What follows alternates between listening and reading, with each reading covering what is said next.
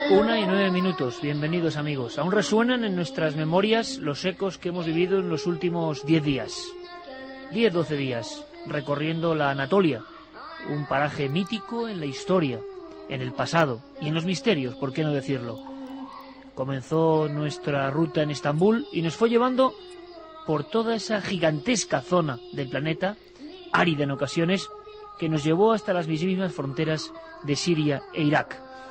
Os reconozco que hemos visto muchas cosas, muchas historias. Hoy solo podremos contar unas pocas, pero creo que la experiencia merece la pena. Unas cuantas viñetas, diapositivas, pinceladas. Por ejemplo, la sensación de opresión, de claustrofobia que uno siente en esas ciudades subterráneas. Derinkuyu. Se habló de rascacielos invertidos. ¿De quién se escondían los habitantes de Derinkuyu? ¿Cómo pudieron hacer esas obras de ingeniería increíbles? Puertas correderas, sistemas hidráulicos, como decía yo en ese primer corte, teléfonos casi primitivos. Pero la verdad es que hemos visto muchas cosas menos conocidas. Iglesias rupestres con figuras sorprendentes. Por ejemplo, la iglesia de la Cabeza Negra. Nuestra idea esta noche es que conozcáis un poco más estos desiertos, estas ciudades de la Edad de Piedra y estos lugares donde hemos visto una intensa y profunda soledad. Y siempre el eco, la voz extraña del misterio. Los niños, los poblados donde la tecnología todavía sigue siendo un sueño y la sensación de que tocábamos por fin con las manos lugares de los que algunos viejos maestros nos habían hablado. Quizá lo que más puede interesar a nuestro público esta noche, qué duda cabe, es lo que se esconde bajo tierra en la Capadocia. Cuando uno ve ruedas de piedra gigantescas, colocadas ahí hace siglos y siglos, hay quien afirma que más de un milenio, para cerrarse casi herméticamente, para ocultarse 10.000 personas bajo tierra, uno se pregunta qué demonios estaba pasando en aquella región. Y esa región es la que queremos conocer esta noche con todos vosotros, pero hay mucho más. Hay tanto que no me puedo extender. En la segunda hora, una investigación en vivo. Está ocurriendo en Canarias y nuestros amigos están investigando. Hay algunas grabaciones que tenéis que escuchar. Y una entrevista que creo que va a ser sorprendente sobre uno de los personajes más misteriosos, extraños, sorprendentes, maravillosos que ha habido en este país. Creo que, por desgracia, no tan conocido como se merece. Josemi Rocafort, Fassman. Os vais a sorprender. Comienza nuestro viaje.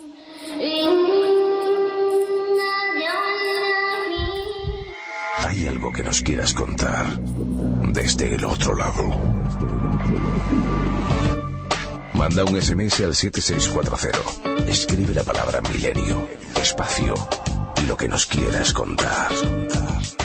Comentaristas de Milenio 3. Siempre al otro lado. En el Kurdistán también vimos muchas cosas. Por ejemplo, aún sigue viva, y lo repasado esta tarde en el mítico libro La Rama Dorada de Fraser. En esa tierra concreta y en ese pueblo, dicen algunos que exiliado y siempre en conflicto. Lo hemos vivido también. La historia de que, por ejemplo, los dolores eran provocados por demonios. Y muchas veces se cogía una cabra, el animal más abundante por esa zona, y se cogía al enfermo y se le hacía un corte. Si le dolía la cabeza, en la cabeza, por ejemplo, se extraía un poco de sangre, se colocaba sobre la cabra, y la cabra era abandonada en uno de esos parajes absolutamente desérticos que parecen el fin del mundo. Se consideraba así que el espíritu del dolor se había marchado con el propio animal y abandonaba el poblado. Poblados que de verdad nos parecían de la Edad de Piedra, auténticamente. Sorpresas. Llegamos a un valle donde la sensación de final de la vida era absoluta. Huecos en la piedra. Y cuando uno observaba, se daba cuenta de que eso que parecían simplemente cuevas eran habitáculos e iglesias rupestres. Cuando uno entraba sin vigilancia, sin cordeles, sin tickets, dentro de esos huecos de la piedra, se encontraba pinturas del siglo X, del siglo IX, del siglo VII, del siglo VI, que serían motivo de cualquier museo. Cuando se encontraban figuras de demonios, de bestias, o simplemente la recreación de la Sagrada Escritura con todo caras absolutamente negras, la sensación ahí dentro, metido en la roca viva de la caverna, provocaba una sensación extraña de conectar casi con algo a nivel subjetivo, quizá lo mismo que sentían aquellas personas. Una de las iglesias que más nos impresionó estaba en una zona con leyenda que ahora os queremos contar. Esas leyendas que uno recoge a vuela pluma y que en el fondo son antropología del mundo y que también son el misterio del mundo. Hay un lugar cerca de Soganli llamado Carabás. Carabás Kilise, la iglesia de Carabás. No hay realmente un pórtico, no hay escalinatas concretas, sino peldaños de piedra. Pero lo que dentro nos aguarda es escalofriante, sorprendente. ¿Queréis saber por qué? ¿Queréis escuchar los sonidos de ese por qué? Yo y el equipo lo vivimos así, véanlo. Bueno, estos son los peldaños que ascienden a la iglesia de Carabás, el pueblo de la lepra. Entramos ahora mismo en una iglesia troglodítica auténtica, y Carmen y Juanje, que están examinando las pinturas muy de cerca, vamos a aprovechar para ver qué están sintiendo y qué están viendo. Chicos, ¿qué tal?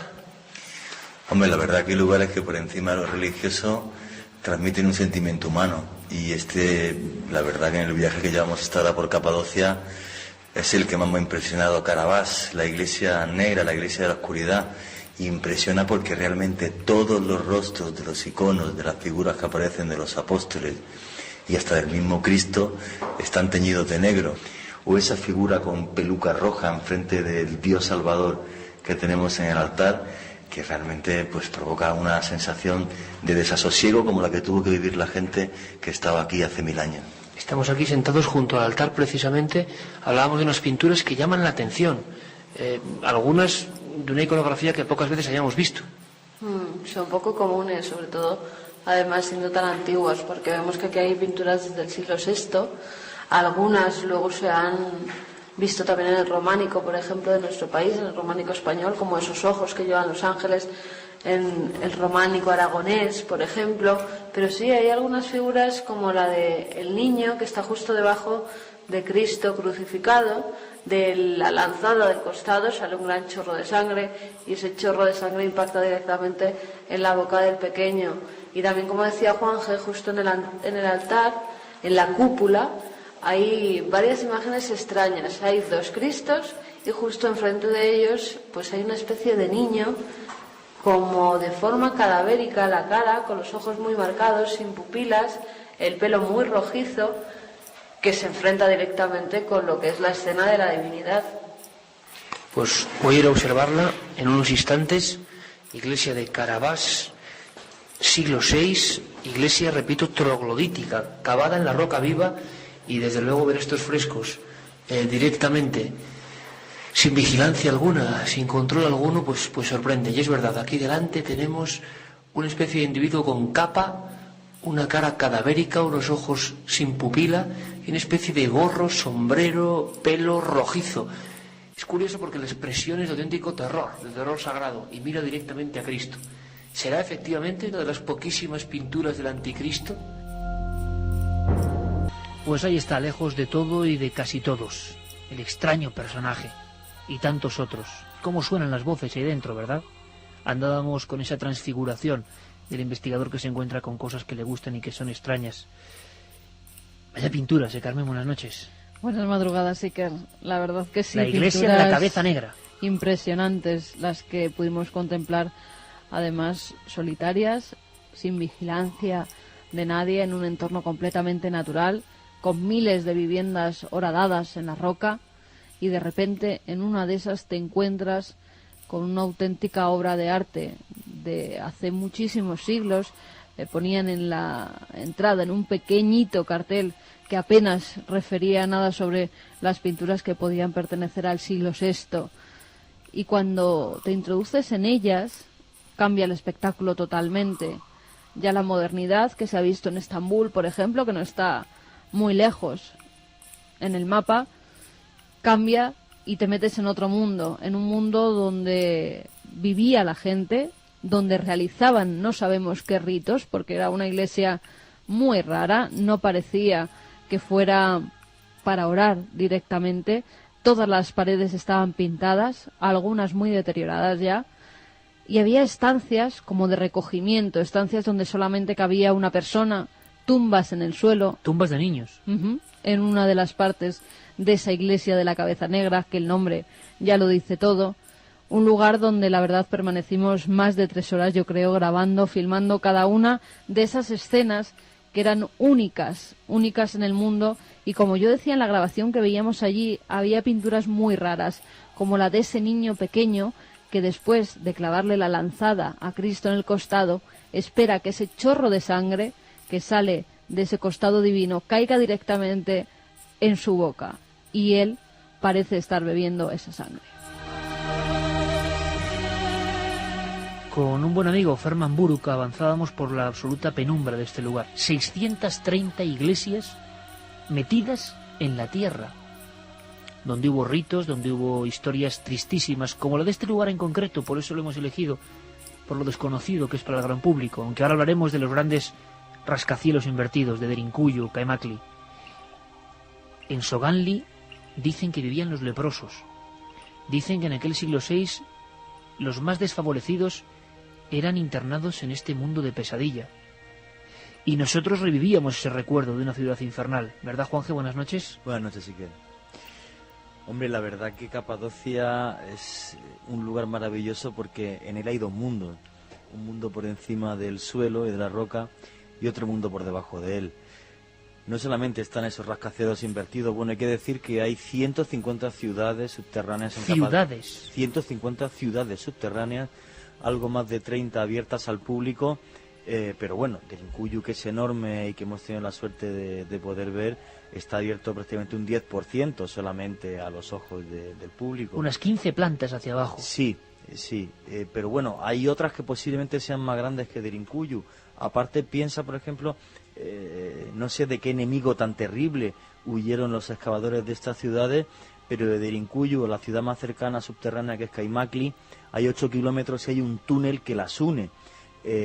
Comentan algunos investigadores que si se pusieran en fila india los túneles de Capadocia, solamente de las ciudades subterráneas, sin hablar de las iglesias, se podrían unir Madrid con París en línea recta. O sea, se calcula que incluso entre 20 y 40.000 personas podían estar escondidas en esas 150 ciudades. Hay un dato muy claro. Hasta hace pocos años se hablaba que la datación de estas ciudades estaba en torno al siglo VI, siglo VIII después de Cristo, cuando el avance musulmán, a la vez que se excavaban esas iglesias en roca viva que tú comentabas, pero hace un tiempo diferentes excavaciones aparecieron objetos hititas fechados hace unos 4.000 años, con lo cual esa teoría se vino por completo abajo. O sea que muchos de estos lugares subterráneos, que como habéis visto tienen iglesias, tenían comercios, tenían baños, tenían colegios, gente que jamás salía al exterior, vida dentro nada más, que es algo asombroso y asfixiante, y hay muchas teorías, porque claro, no podemos saber exactamente para qué. Podían aguantar meses y meses. Tú lo viste igual que yo, o sea, cada nivel tenía una gran piedra circular que se cerraba y se sellaba nivel a nivel, de forma que la gente pudiera ir escapando, pero escapando por un sitio donde era imposible que nadie les cogiera, porque escapaban por debajo de la tierra hasta otra ciudad. Todas las ciudades se enganchan, o prácticamente todas ellas, con ríos subterráneos, de forma que el abastecimiento de agua, que era lo primordial, fuera infinito. Metían también animales con ellos para poder estar ahí. Pero claro, lo que pasó hace pocos años, en cuanto se aparecen objetos hititas, se habla de que, bueno, que hace 4.000 años hubo gente que ya empezó a excavar esas ciudades, que posiblemente los cristianos las redescubren más tarde y se hacen uso de ellas. Las pintan, por ejemplo. Efectivamente, pero es que hay que diferenciar muy mucho, y tú lo has visto, lo que son iglesias en sí, que todas están pintadas y demás, mientras que si entras en Derinkuyu y en Kaimakli tú no ves fresco alguno. Entonces, claro, arquitectónicamente no tienen nada que ver las iglesias estilo bizantino que hemos visto pintadas en la roca con las ciudades subterráneas. La pregunta es, ¿quién era, por ejemplo, el personaje que aparecía delante de Cristo en una de esas iglesias, que nos parecía como un enviado del mal, como un Cristo pintado de negro, con cara cadavérica? ¿Y quiénes eran esos leprosos que, por ejemplo, estaban en Soganli, cuya vida tenía que ser como una cárcel de piedra? Las imágenes eran como de cuento de Mad Max, de ciencia ficción. Nos imaginábamos lo que pudo ser eso. Pero, en fin, vamos a hablarlo y podéis preguntarnos.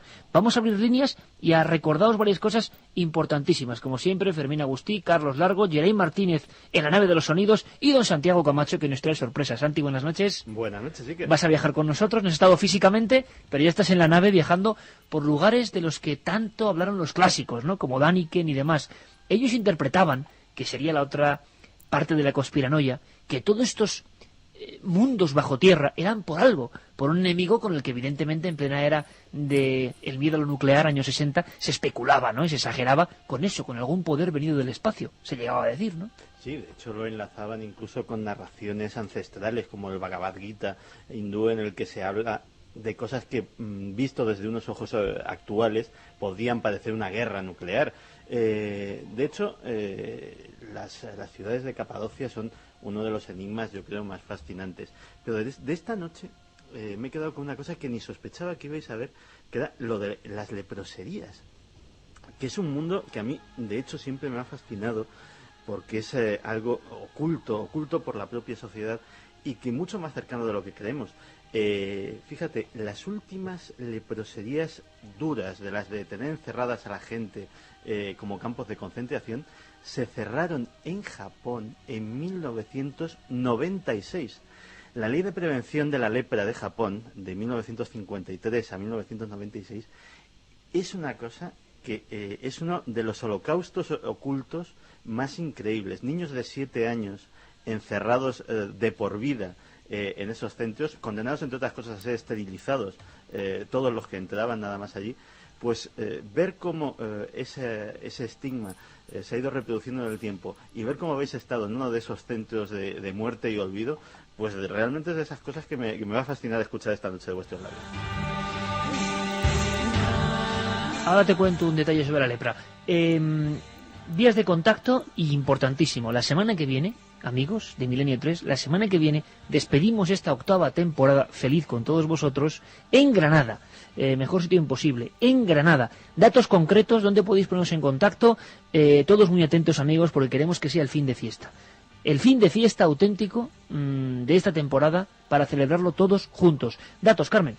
Próximo día, 27 de junio, estamos en Granada. El programa lo realizaremos en el pabellón 2 de la Feria de Muestras de Armilla. Pabellón 2 de la Feria de Muestras de Armilla. Que es prácticamente ahí está al lado, vamos. Granada capital, vamos. Sí, para ser exacto, se lo separa la ribera de un río. O sea, está de Granada, está el término municipal de Armilla, pero a escasos 3 kilómetros del centro de Granada. Repíteme, un sitio Carmen, muy grande, y Iker. una vía de contacto mail, ¿no? Pabellón 2 de la Feria de Muestras de Armilla.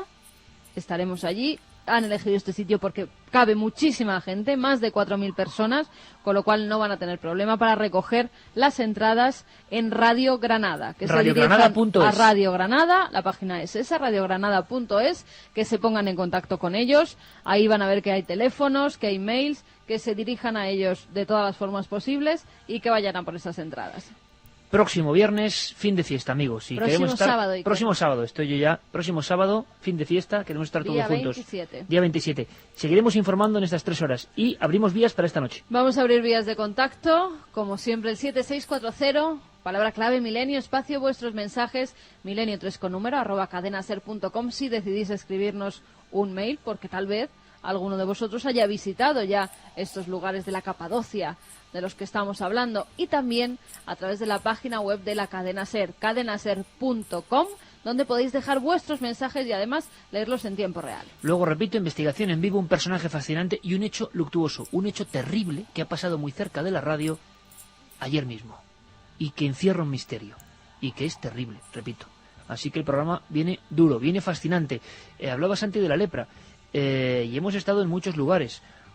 Algunos, cuando nos bajábamos, y yo fiel a mi costumbre, porque creo que en la radio los sonidos grabados in situ tienen su fuerza, me quedaba alucinado con el aspecto que daba todo eso.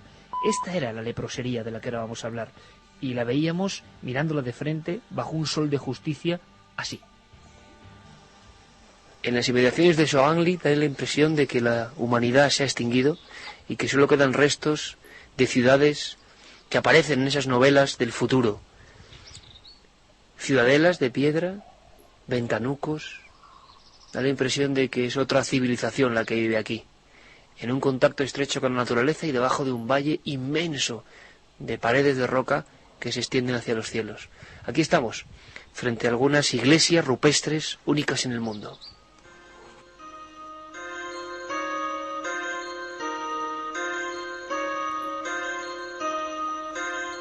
Nos contaban que precisamente en Soganli se habían concentrado todos los leprosos y la lepra todavía continúa.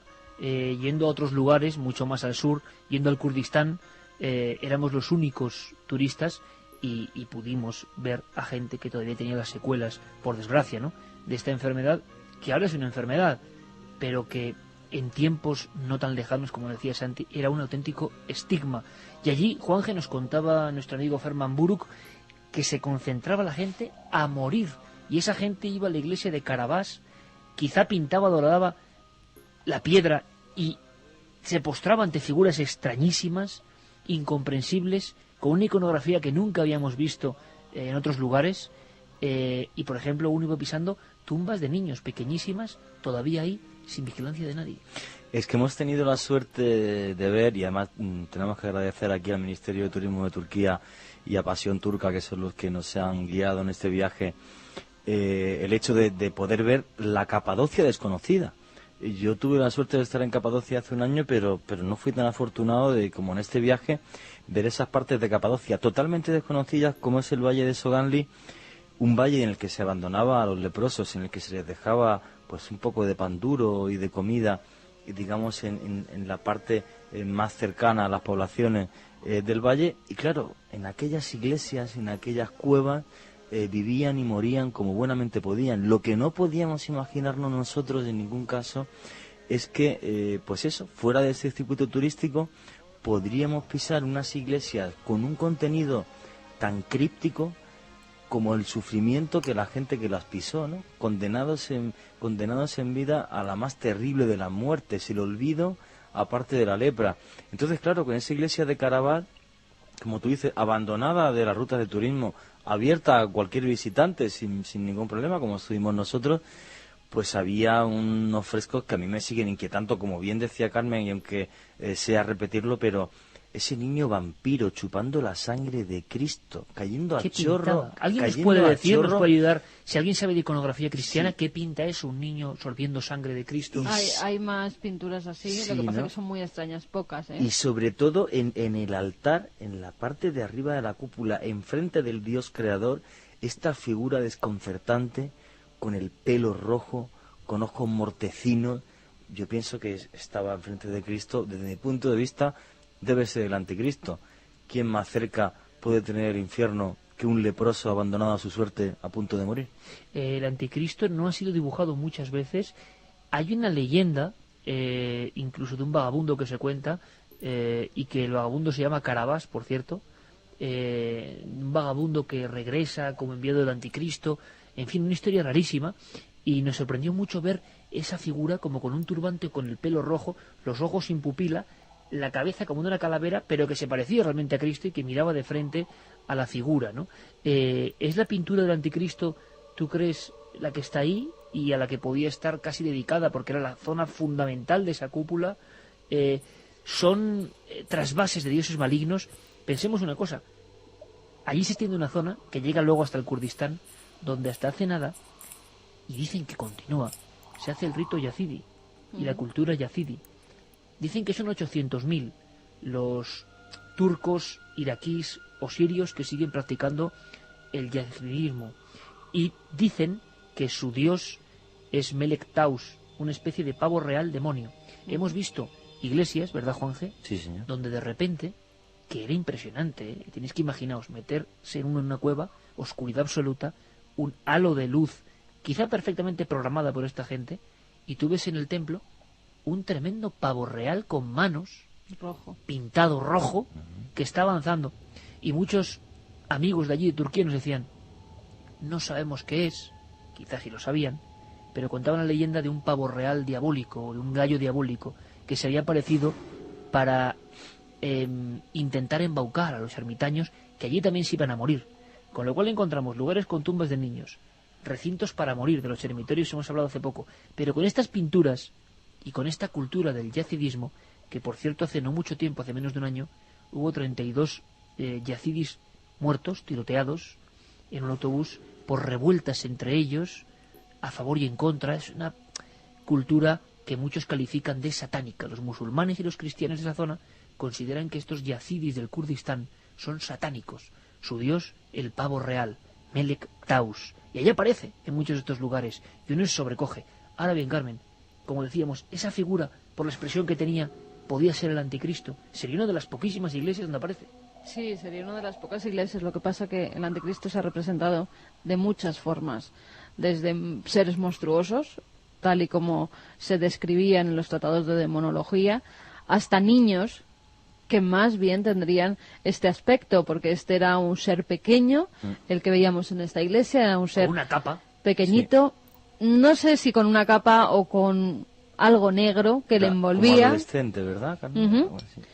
Y con ese pelo rojizo, sobre todo, que es lo que a mí me sorprendía. Porque en algunos relatos, sobre todo en tratados, yo he podido leer algunos que compré hace algunos años, del siglo XVIII, por ejemplo, en el que vienen esas descripciones, y algunos dicen que es un niño, el anticristo, de pocos años, con el pelo rojo, con los ojos sin pupila. Lo describen perfectamente esa imagen, con lo cual, además, por la forma en la que está en lo que es la cúpula de la iglesia, está justo enfrente de lo que es la divinidad, con lo cual es el contrapunto, ¿no? Siempre lo representan, además, así, o arriba o abajo, o enfrente uno de otro.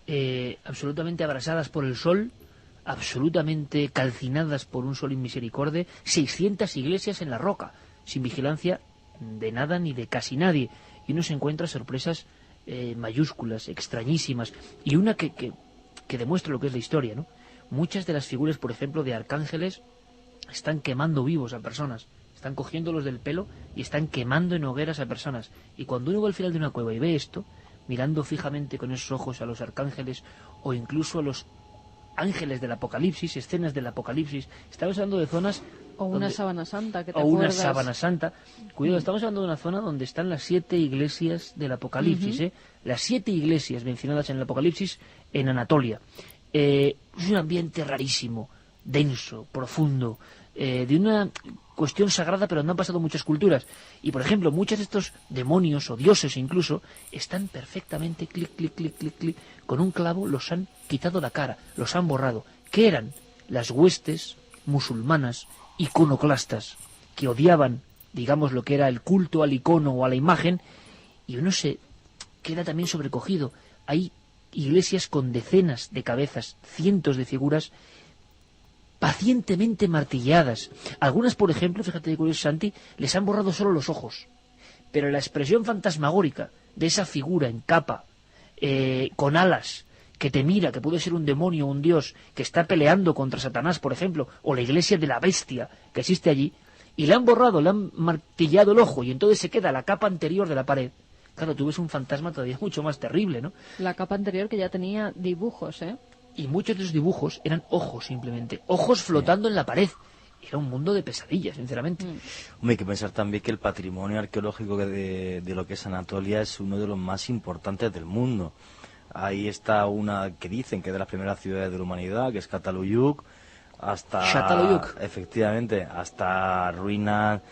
9000 antes de Cristo, cuidado, ¿eh? Sí, 9000 sí. antes de Cristo, Sí, Çatalhöyük. sí. Hasta ruinas helenas de la categoría de Kaunos o de Tlos, como las conté hace unas semanas, que tuve la suerte de poder verlas.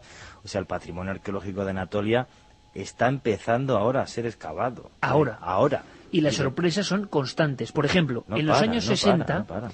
la historia de Pozo Profundo, que luego me la cuentas, Sí. uno de los grandes clásicos, ¿no? Y yo no quiero decir cansar a la gente, simplemente quería, como acabamos de llegar, dar un par de pinceladas porque es nuestra obligación. Ya ahora vamos con muchos más temas. Sorpresa grande, bueno, cuando uno va bajando, y dice, ¿pero esto para qué estaba hecho? Derinkuyu. Vamos a hablar un poco de Derinkuyu y Kalmakli. Dos auténticas torres gemelas, que se entienda la similitud, bajo tierra. 10.000 personas. ¿Qué hacían ahí? Con altares, con inscripciones, con colegios, como decíamos, con la gente huyendo. Y yo decía, ¿y las enfermedades? ¿Qué pasaba ahí dentro? Un mundo de perpetua oscuridad y de piedra. Encontramos, luego lo contamos, al último habitante de este lugar. Pero ¿cómo sonaba Derinkuyu? la gran ciudad subterránea en mitad de la Anatolia, así. Aquí tenemos una de esas piedras impresionantes. La vamos a tocar. Una piedra que servía para cerrar este conducto. Aquí donde estamos, justo ahora, una especie de hendidura. Esta piedra con algún tipo de sistema que nos sorprende, hacía que estos trogloditas del siglo VI pudieran cerrar diversas partes de la ciudad. Suponemos, por tanto, que algunas serían habitadas, otras quedarían de despensa. Es impresionante cómo el eco y un frío casi glaciar cuando estamos en una temperatura altísima en el exterior nos sorprende aquí cada vez más abajo. Seguimos descendiendo, nivel tras nivel, hacia esta ciudad absolutamente fascinante, cavada por hombres hace muchos siglos, Derinkuyu.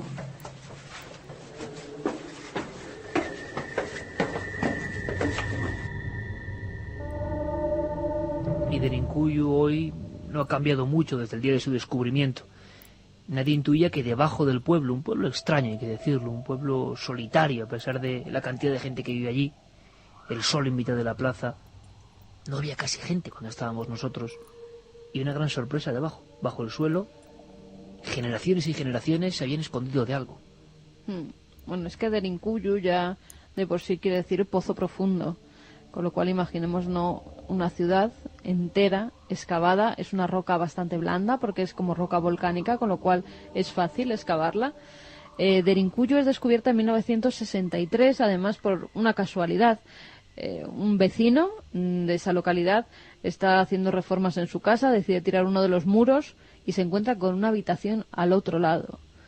Después de ese muro tira otro y hay otra habitación más, y es entonces cuando se descubre la ciudad de Derinkuyu.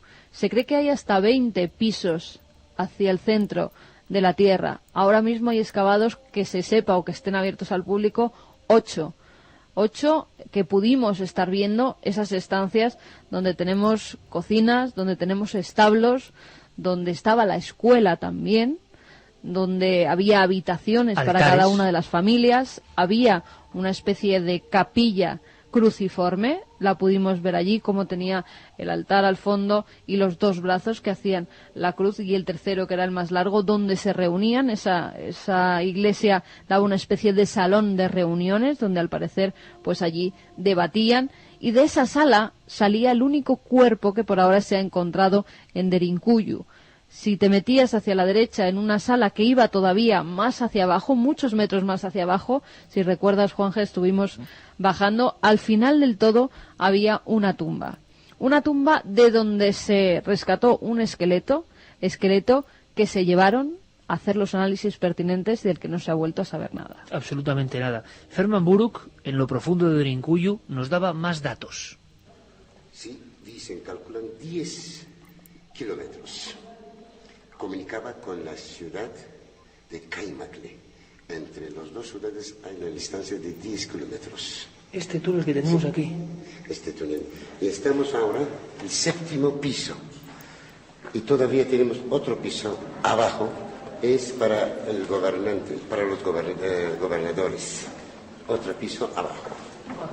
Esta sala era para juntarse los obispos, como están cerca de la iglesia, o unirse a quienes de la sala. Sistemas de aire acondicionado de la antigüedad, sistemas de vocalización de mensajes, es decir, desde la planta 3 a la 16 uno podía enviar un mensaje y ser recepcionado, conductos donde salía presión, aceite hirviendo para cualquier enemigo que se acercase. ¿Qué te sorprendió especialmente de Derinkuyu? O de Kaymakli, que es la otra ciudad gemela interconectada. Hombre, lo que más me sorprende es cómo alguien puede hacer mentalmente un esquema en tres dimensiones de una ciudad subterránea. Claro, es que porque cuando uno está ahí parece que es una cueva, y no es una cueva. Construyes una ciudad, un edificio hacia arriba, bueno, pues cuadriculas las plantas y haces que tenga una cierta geometría. Aquí no, aquí van excavando, se ve que conforme les iba haciendo falta el que entrase más gente, y luego otra cosa, todos son suposiciones en torno a las ciudades subterráneas de Capadocia, porque no hay ningún texto escrito que nos cuente realmente su función. En tiempos de Heleno sí creo que los griegos recogieron en algunos textos que había, o sea, que los habitantes de Anatolia vivían en ese tipo de ciudades. Pero qué extraño decidir vivir bajo tierra, ¿no? Claro, pero si los griegos ya contaban este hecho, es que las ciudades son muy anteriores, obviamente, al tiempo que se les da, que sería siglo VI, siglo VII, siglo VIII. Bueno, ya es una cosa que eso se ha tirado para atrás, ¿no? Se habla ya del tiempo de los hititas y sí de una reutilización posterior, incluso por algunos cristianos, porque en algunos sitios sí que se veían lo que se pueden interpretar como claros altares cristianos. Pero la idea de construir esto no es cristiana en absoluto. Entonces, todos son suposiciones. Luego, lo laberíntico de esta ciudad, en qué mente las concibió, qué sistema... Porque es muy fácil perderse. Es súper fácil perderse. Y luego otra cosa, el atacante tenía que atacar por un pasillo de 1,5 metros. O sea, aunque fueras con un ejército de 10.000 soldados, no servía para nada. Y las trampas serían muy fáciles para defenderse ahí. Es el mejor sistema defensivo que he visto jamás en mi vida. Vamos. Pero claro, 10.000 personas. No contaban con una cosa, con que los invasores les envenenaban los pozos para que estos salieran. Y así se terminó con estas ciudades. Claro, era la única forma que tenían que la gente muriera, ya que no podían salir y atacarlos fuera porque se iban escondiendo cada vez más abajo. Lo que hacían era envenenar sus aguas para que así, de una forma o de otra, tuvieran que morir. Lo alucinante de esta historia es que las ciudades acabaron desiertas, la gente vivía en los pueblos de arriba, desde hacía quizá 1.000, 2.000, hay quien dice 3.000 o 4.000 años, había esas construcciones y ese mundo abajo y nadie lo sabía, no quedaba recuerdo remoto, como si se hubiera esterilizado por completo la parte superior del suelo, hasta que en 1963, decías, o sea, sí. Ayer... Derinkuyu sí, y Kaimakli un año después se descubre. Es increíble que un accidente descubra esto, y es que entonces comprendieron la propia etimología, por qué ese pueblo se llamaba así. Juan G. nos lo recordaba descendiendo todavía más hasta unas cámaras absolutamente oscuras, profundas, donde ya no llega el cableado ni la luz, y son cámaras y cámaras, y cuando estábamos allá abajo nos daba la sensación de que si siguen excavando, pues seguirían descubriéndose cosas. Ahora bien, ¿qué cosas? Oye, me comentabas, Juanje, que Derinkuyu el nombre significaba... Poco profundo. Lo curioso es que el descubridor Omer de Mir, que sabía ya de la existencia de algunos niveles hechos en roca en lugares como este, cuando descubrió la ciudad subterránea en la que estamos ahora, Derinkuyu, entendió perfectamente el significado del nombre del pueblo, pozo profundo. Pero ni él podía llegar a imaginar que bajo sus pies había prácticamente hasta 10 niveles de pisos excavados en los que podían llegar a vivir 10.000 personas. Pues de esta forma tan simple, amigos, planteamos uno de los grandes enigmas de la arqueología. En la Anatolia, en ese lugar donde se dieron los primeros pasos del Neolítico, otro salto impresionante del mundo de los cazadores a la agricultura. Cuando uno va a las enciclopedias se da cuenta de que precisamente en la Anatolia, en el Kurdistán, ocurre este milagro. Dicen que la gente incluso perdió musculatura, perdió capacidad ósea, se volvió más baja. Nadie sabe por qué en un momento dado la gente rehuyó del sistema ocioso casi de los cazadores y empezó con algo que es otro de los grandes misterios. ¿Por qué en esa franja concreta entre el Tigris y el Éufrates, que hemos visto, que hemos visitado, y teníamos la sensación de estar casi chapoteando, ¿no?, en un lugar del que tantas veces se ha oído hablar, el nacimiento de la humanidad como civilización? Y, caramba, ¿por qué empezaría y cómo descubrirían que había que domesticar animales? 10.000 antes de Cristo, primeros animales, el perro, el primer animal domesticado, el mejor amigo del hombre. ¿Por qué se domestica? ¿Quién lo hace? ¿Por qué alguien descubre que en vez de cazar y comer, que era más cómodo, hay que cultivar y guardar, y varias generaciones sufren de hambre? ¿Qué pasó exactamente allí? ¿Quién les instruyó? ¿Por qué exactamente allí? Pues habrá que seguir investigando, porque es uno de los grandes enigmas de este mundo y sobre todo muerto y vivo. Descifrar las obras de ingeniería tan grandes que hizo esta gente, porque recordemos que para respirar tenían como pozos de ventilación, grandes chimeneas, iban directamente desde la parte superior hasta los pisos más inferiores. Todo eso lo tenían que conectar con las distintas salas para que pudiera entrar el aire y no perecer justo debajo de la tierra. ¿Cómo hacían esos hornos donde cocinaban dentro de las cuevas donde vivían. Bueno, unos ingenieros que todavía muchos de los profesionales que van a visitar estas ciudades no se explican cómo en aquella época eran capaces de hacer estas grandes obras. Hay una teoría muy curiosa, que es la que defiende Andrew Collins, que comenta que hubo una pequeña era glacial hace 11.000 años y que posiblemente los habitantes de Anatolia hicieran algunas de estas ciudades, o el embrión de algunas de estas ciudades, porque la temperatura interior sería entre 12 y 15 grados, poniéndose de esta forma a resguardo del frío tan terrible que tenían fuera. Es una posibilidad más. Lo que sí es cierto es que todavía quedan 1000 incógnitas sobre realmente los orígenes de estas ciudades, vuelvo a decir, muchas veces reutilizadas, incluso por los cristianos, pero los primeros construidores de ellas, los primeros arquitectos, yo pienso que huyeron de un terrible enemigo que la historia jamás pudo describir.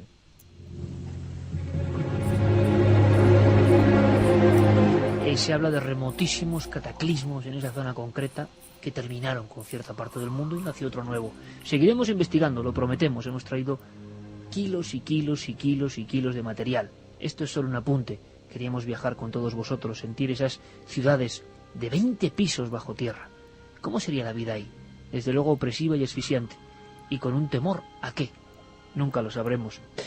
Vamos a cambiar radicalmente de tema, aunque luego, por supuesto, estaremos muy atentos a vuestros mensajes, porque llega Pablo Villarrubia. Es más, le voy a decir que entre ahora mismo, y nunca quiero que se vea que se escuche el sonido, pero me gustaría que Pablo entrase directamente, porque acaba de llegar ahora mismo en otra investigación. Esto es, bueno, pues el directo, es así, y llega de Canarias, ¿sabéis? Nuestro compañero, y trae cosas impresionantes. Pablo, compañero, acércate por aquí. Buenas noches, amigo. Muy buenas noches, sí que... Bueno, recién llegado prácticamente de la investigación y recibía bueno, yo digo, me dicen, qué antiguo eres, que dices teletipo, ¿no? Pero yo lo digo en plan romántico. Recibía teletipo de última hora diciéndome que nuestros amigos habían investigado en un lugar del que ya se hablaba hacía tiempo y que habían pasado cosas. ¿Sí o no, Pablo? ¿Han pasado cosas? Sí, y es cierto, ¿eh? Y eso, la famosa Casa Lercaro. La Laguna Lercaro en La Laguna, ¿no? En La Laguna, una ciudad magnífica, un patrimonio de la UNESCO, de la humanidad, que yo me sorprendí con la cantidad de edificios antiguos que allí existen, ¿eh? Y no solo en ese, en otros lugares también se da la misma historia, la misma tradición, ¿eh? Allí en La Laguna. Ha habido un documento sonoro que nos trae, y ahora conectaremos rápidamente con José Gregorio González, porque tiene su fuerza, quiero que lo escuchéis. Y en la segunda hora lo que ha encontrado nuestro equipo y lo que ha grabado nuestro equipo. María del Mar Redondo, ¿quién es, Pablo? Mira qué casualidad, Iker, cuando estaba grabando otro reportaje en Canarias el año pasado, en Tenerife, en el Museo de Arqueología, una chica se nos acercó, estaba grabando las momias, además, la vitrina de las momias, y que era de la seguridad esta chica, y se presenta, mira, trabajo aquí, pero a mí me ha pasado una cosa muy rara cuando yo trabajaba en la Casa Lercaro. Y en ese momento, te digo, hace un año eso, Iker, esta chica me cuenta su experiencia, la grabo allí mismo para ya tener ese material preparado para un futuro programa, y viene la directora y dice, mira, ustedes no pueden emitir esa entrevista porque no hemos autorizado. Además ella lleva el uniforme de seguridad y tal. Persona de seguridad. De seguridad. Pero entonces, claro, tuvimos que dejar la entrevista, pero yo retomé el contacto este año, hace unos días, con María del Mar, y volvimos a repetir esa entrevista en su casa. Y la casualidad de estas increíbles, ¿no? Que te encuentras el testigo cuando menos te espera. Bueno, es que lo que pasa en este lugar que ahora vamos a visitar, sobre todo a lo largo de esta segunda hora, es tremendo. Y yo no me imaginaba la cantidad y calidad de los testigos y de los cargos que ostentan. Personas de seguridad diversos que han visto cosas, pero cosas como, por ejemplo, una figura de una niña como vestida de comunión. Que eso ya impresiona bastante. Por lo menos a mí me ha impresionado. Escuchemos el testimonio. Y hay una ventana que da también para el patio trasero. Y ella nos dijo que ella se miró al espejo y que rápidamente vio como por detrás una imagen de una chica con un traje blanco. Es que yo me quedé impactada porque digo, pero le vio que tenía un traje blanco, y así como cuando tienes un traje de comunión que tiene un cuello, incluso me dijo un cuello blanco, digo, pero tanto vio que sí, como que pasó por detrás de ella y se quedó, pero fue un segundo, ¿sabes? Una imagen que le pasó por detrás. una chica vestida de blanco.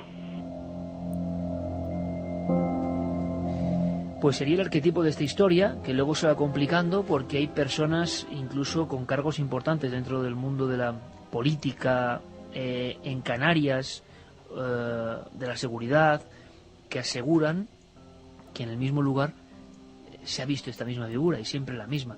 Ahora, lo que no imaginábamos es algunas sorpresas añadidas a posteriori. Y de todo eso vamos a hablar con Pablo. Habíamos dejado simplemente algunos mensajes de nuestros amigos oyentes y en la segunda hora comenzamos con esta investigación. ¿Qué dicen? Pues mira, nos dicen, podría ser que la sangre que sale de Jesús y bebe el niño fuese la representación de la descendencia de Jesús. La sangre de Jesús pasa a un niño, a su hijo. La teoría del código da Vinci y lo que ha hecho, ¿eh, Santi? Como siempre, temas increíbles. Semana tras semana lográis sorprendernos. Sois los mejores. Ya tenemos las invitaciones para ver la nave en directo en Granada. Viernes que viene. Sábado que viene, porque es que yo con el viernes, pues jolín, no lo sé, la verdad, pasa. porque el viernes Granada, vamos nosotros hacia Granada. Claro. Pero le levante el puño ahí emocionado. Sábado día 27, que nadie se equivoque, por Granada. favor. Sábado día 27 estaremos allí. Por favor, ¿me podéis decir dónde está la Capadocia? Me ha parecido oír que es en el Kurdistán. Gracias por alegrarnos las noches y a veces hacérnoslo pasar mal. No, una cosa es el Kurdistán y otra cosa la Anatolia Central, que sería esta. Lo que pasa es que nosotros hemos viajado por toda la zona de Anatolia, Turquía. Bueno, y además dar las gracias a la gente que se portó con nosotros, ¿verdad? Todos se portaron fenomenal. Yo no he visto gente más amable, aún en aldeas donde no había absolutamente Pobreza nada. absoluta. Pues en aldeas donde no había nada y nos daban toda su comida y nos ofrecían, bueno, La gente lo pasamos muy bien. En Capadocia, en el Kurdistán turco, la gente maravillosa. 8 temporadas, se dice pronto, aunque no podré estar en Granada, estoy seguro de que sea un gran programa para poner punto final a esta temporada, nos dice John Ander. Buenas noches desde Benidorm, muy interesante el tema. Yo lo que puedo aportar y lo que he leído de las cuevas de Turquía es que la gente se refugiaba de un cambio climático, nos decía Carlos Ibáñez Serrano. Muy buenas madrugadas. Las iglesias ocultan muchas cosas que desconocemos y no me creo que todo sea tan formal como ellos lo pintan. Algo esconden. Tiene que ser impresionante ver esos lugares, nos dice Patricia desde Ibiza. Felicidades por la temporada que lleváis, es estupenda, pero qué horror entrar en esas cuevas. Yo sería incapaz por la claustrofobia. Menos mal que os tengo a vosotros para enseñármelas. Gracias, del Meza desde Estepona. Es verdad que la claustrofobia, si alguien la tenía... No puede entrar. Yo estuve en la iglesia de Carabás y solo de pensar lo que allí hubo se me ponía la piel de gallina. También nos decían buenas madrugadas, milenarios, somos Ramón y Merce de Barcelona. Necesitamos saber cómo conseguir las 2 entradas para Granada desde Barcelona. Llegaremos. Pues nada, que se pongan en contacto con Radio Barcelona, que seguro que se las guardan para que esa noche puedan estar en la nave del misterio. Me habéis recordado las cuevas de la Balma, llenas de ritos ancestrales, endemoniados, y la figura de las Caspolinas guardando viejos ritos, nos dice Carlos Ortiz desde Valencia. Con vuestra narración me recuerda a los pasadizos de Edimburgo. ¿Cómo lo pasarían de mal?, nos dice Elena desde Madrid. Me recuerda esta historia a la ciudad subterránea de Edimburgo, donde encerraban a los enfermos y despojados de la sociedad hasta hace poco. En fin, luego seguiremos con 10 y 32 minutos. Esto ya es Milenio 3. Ya se han apagado todas las luces del Estudio 1 de la cadena SER, aquí en Madrid, para toda España y para todo el mundo. Un extraño descubrimiento, nos lo comentaba la voz de Carlos Barroso. Una especie de ciudad sumergida a cientos de metros de profundidad. Ocurre en el Mar de la Aventura, en una zona de batallas, de piratas, de antiguos tesoros enterrados. Lo que nadie se esperaba es que el robot Rob descendiese y encontrase algo que parecía una megalópolis de otro tiempo. ¿Qué clase de seres humanos, de individuos pudieron vivir ahí? Templos, habitaciones, estructuras recortadas, tecnología en la piedra. Dimos la noticia al adelanto, no se había hablado apenas de este asunto, en Milenio 3 la pasada madrugada. Y os prometo que esta noche, si nos seguís, vais a ser partícipes de un sinfín de descubrimientos. Milenio 3. Como siempre, el mejor equipo: Carmen Porter, Katia Rocha, Carlos Barroso, este que os habla Iker Jiménez y los lugartenientes. A los mandos técnicos de esta nave, que esta vez no va al espacio, sino que entra en los abismos, don Antonio Bravo, Javier Rodríguez. La otra realidad. Milenio 3, en la cadena SER. Tengo a mi lado a Nacho Ares, compañero de este equipo, director de la más prestigiosa publicación arqueológica de este país, Revista de Arqueología. Nacho, buenas noches. Buenas noches, Iker. ¿Cómo se queda uno con una noticia de este tipo? Pues la verdad es que sorprendido, porque no son muy comunes este tipo de noticias, ¿no? Siempre que nos hablan de ciudades perdidas, quizás nos vamos un poco a las frondosas selvas del Amazonas en América, pero todo aquello relacionado con la arqueología submarina, con los misterios que están todavía imbuidos en el mundo de los océanos, quizás es algo de las cosas más enigmáticas desde el punto de vista histórico y llama muchísimo la atención. Además, como tendremos oportunidad a lo largo de estos minutos, no es el primer caso que aparecen ruinas sumergidas en algún lugar del planeta. Y Nacho trae los datos, los apuntes. No mienten aquellos que dicen que conocemos menos los abismos que el propio cosmos, que el espacio. Hace poco hablábamos de criaturas submarinas con científicos, criaturas como el calamar gigante, extraños peces desaparecidos que de repente vuelven a aparecer. Da la impresión de que esa frontera de la presión, de la falta de oxígeno, es todavía la última gran frontera y que no conocemos absolutamente nada. Muy cerca de Guanacavives, un nombre casi impronunciable, en la conexión hacia la península de Yucatán desde Cuba, ese equipo, un equipo de científicos, el proyecto Exploramar, para que os hagáis una idea, no científicos cualquiera, esta gente con la que vamos a hablar hoy, en primicia, son los que descubrieron el buque Maine, el célebre barco que inició la guerra entre España y Estados Unidos por la colonia cubana. Esta empresa que ellos dirigen, la Advanced Digital Communication, bueno, pues es un grupo de científicos, de arqueólogos, de geólogos, que son de los pocos autorizados por Fidel Castro para explorar sus fondos submarinos. Lo que nadie se imaginaba era la sorpresa. Una ciudad. Muchos han empezado a pensar, a imaginar historias antiguas, leyendas.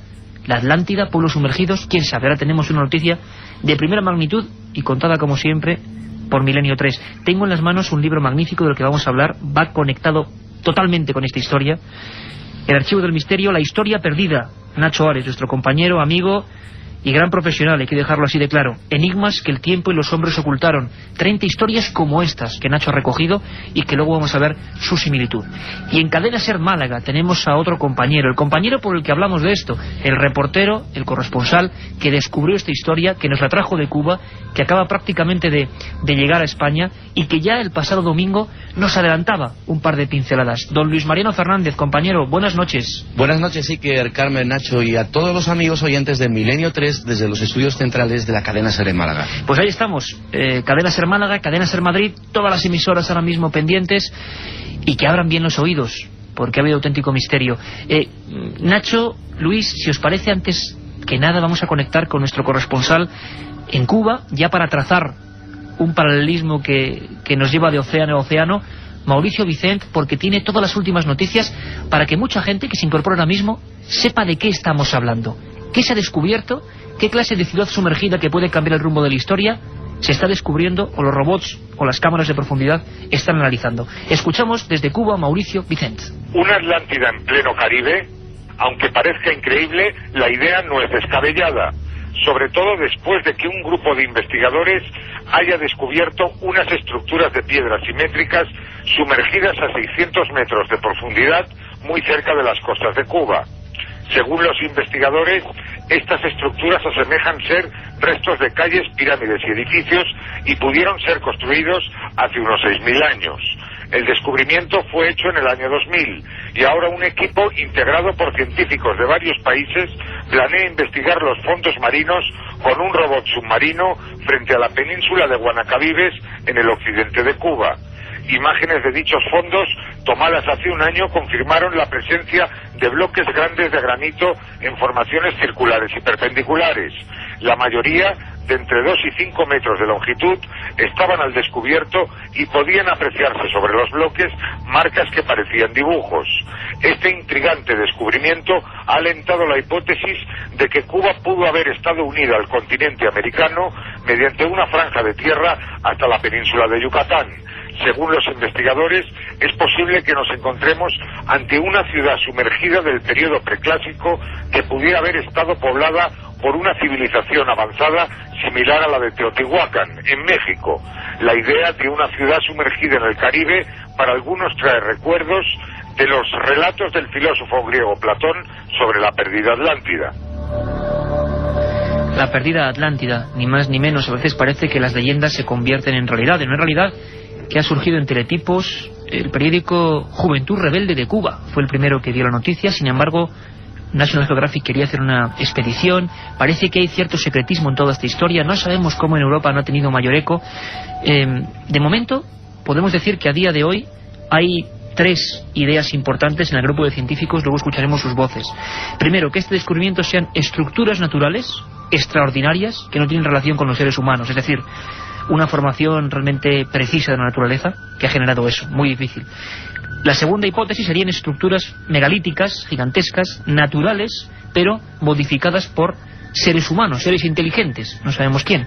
Y la tercera, que son construcciones creadas por seres de los que no sabemos absolutamente nada, quizá personas antiguas, hablaremos luego con Nacho mucho de eso, civilizaciones de las que no conocemos mucho, pero que alcanzaron un gran nivel tecnológico. Daría para muchos programas esto de tecnología en la antigüedad. Luis Mariano, cuando tú estás en Cuba, has estado apenas hace unos días, 10 días de investigaciones, nos traías la noticia fresca, con un trabajo encomiable. ¿Qué te encuentras? ¿Cómo están los científicos? Antes de pasar a lo que piensan y sus declaraciones, ¿cómo te los encuentras? ¿Encuentras a un equipo realmente impactado por el descubrimiento? ¿Qué pasa, Luis? Pues realmente sí, sobre todo cuando estuve hablando con Manuel Iturralde, el geólogo número 1, considerado geólogo número 1 de La Habana, en Cuba, y él pues me ponía en antecedentes de toda esta increíble historia. Es más, como ya adelantaba la semana pasada en el programa Milenio 3, yo tuve la suerte y providencialmente yo me traje las imágenes de esta cámara submarina, imágenes y grabaciones de vídeo que están siendo actualmente analizadas por el Centro de Arqueología Marina y Antropología de la Academia Cubana de Ciencias. ¿Qué se ve? ¿Qué se ven en esas imágenes? En las imágenes se ven perfectamente bloques que tienen unas dimensiones gigantescas, pues alcanzando por lo menos los 5 metros de altura y varias toneladas de peso. Eso es lo que se aprecia en las imágenes.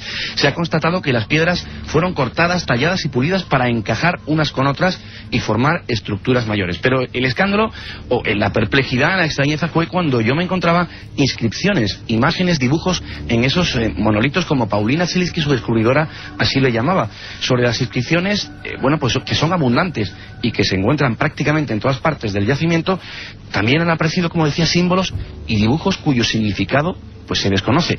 Lo curioso, Iker, Nacho y Carmen, es que estos símbolos son muy, muy parecidos a los que nos podemos encontrar en los jeroglíficos egipcios. Es tremenda la historia. Caramba, Mariano.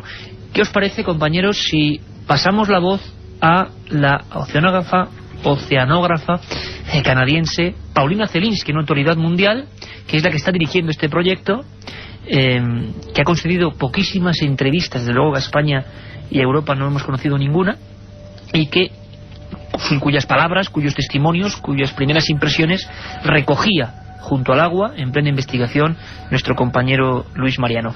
Vamos a escuchar a Paulina Zelinsky, esta autoridad, como decimos, rememorar además con bastante intensidad ese primer momento, cómo bajan los robots, no esperan encontrarse nada, estaban viendo una especie de protuberancias de arena y de repente se encuentran con algo inesperado. Cuando de pronto nos vimos en nuestros mapas apariencia de unas estructuras muy simétricas y como si fueran trazadas por hombre, dentro de esta área tan limpia de arena sílice, nos fuimos totalmente asustados, porque al principio pensamos que quizás es una instalación de Estados Unidos o de otro poder mundial muy grande que pudo construir unos cuadros de estructuras en área totalmente desierta.